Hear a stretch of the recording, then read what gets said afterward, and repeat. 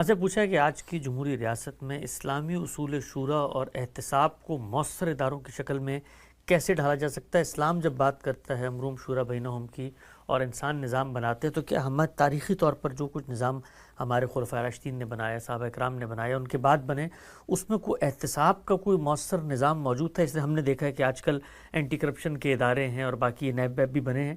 تو اسلامک جو ماڈل تھا یا مسلمانوں کا جو ماڈل تھا، اس میں احتساب کیسے ہوتا تھا جو حکمران بیٹھے ہوتے تھے ان کا؟ دیکھیے، احتساب جس طرح کی حکومت تھی اس کے لحاظ ہی سے ہوتا تھا. اس حکومت میں کوئی باقاعدہ عدلیہ بھی نہیں تھی، کوئی باقاعدہ پولیس بھی نہیں تھی، باقاعدہ زندہ کے لیے بھی کوئی جگہ مقرر نہیں تھی.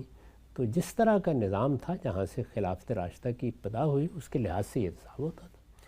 اگر حکمران ہے اور کوئی چیز اس کے سامنے آ گئی ہے تو وہ احتساب کر لے گا، اور اگر لوگوں کے سامنے کوئی چیز آئی ہے تو چونکہ حکمرانوں کے لیے ضروری تھا کہ وہ جمعے کے خطبے کے لیے آئیں، تو لوگ وہاں کھڑے ہو کے احتساب کر لیتے تھے. تو احتساب اس طریقے سے فطری اصولوں پر ہو رہا تھا، اور یہ چیز جب تک خلفائے راشدین کی حکومت رہی ہر سطح پر گوارا بھی کی جاتی تھی، اس کا اہتمام بھی ہوتا تھا.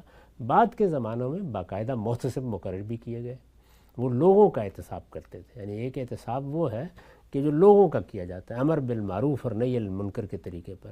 اس میں ہمارے ہاں احتساب کا باقاعدہ ادارہ رہا ہے، اور اس کے لیے لوگوں کا تقرر بھی ہوتا رہا ہے. اسی طرح بعد میں عدلیہ بھی باقاعدہ ہو گئی. تو جس طریقے سے دنیا آگے بڑھتی ہے، بالکل اسی طریقے سے قبائلی تمدن سے آگے ایک منظم ریاست تک مسلمانوں نے بھی اپنا سفر کیا ہے. پہلے مرحلے میں جو کچھ عرب میں روایات موجود تھیں انہی کو سامنے رکھ کر سادہ طریقے سے لوگوں نے دین کے احکام پر عمل کرنے کی صحیح کی، اور حکومت کا نظم بھی چلانے کے لیے جو کچھ وہ کر سکتے تھے انہوں نے کیا. لیکن جیسے جیسے پھر وہ شام میں پہنچے، پھر وہ عراق میں پہنچے، پھر وہ اسی طرح فارس کی سلطنت کے فاتح بنے، تو وہاں انہوں نے دیکھا کہ جو ادارے قائم ہیں، جو طریقے قائم ہیں، ان میں سے کیا چیزیں اپنائی جا سکتی ہیں.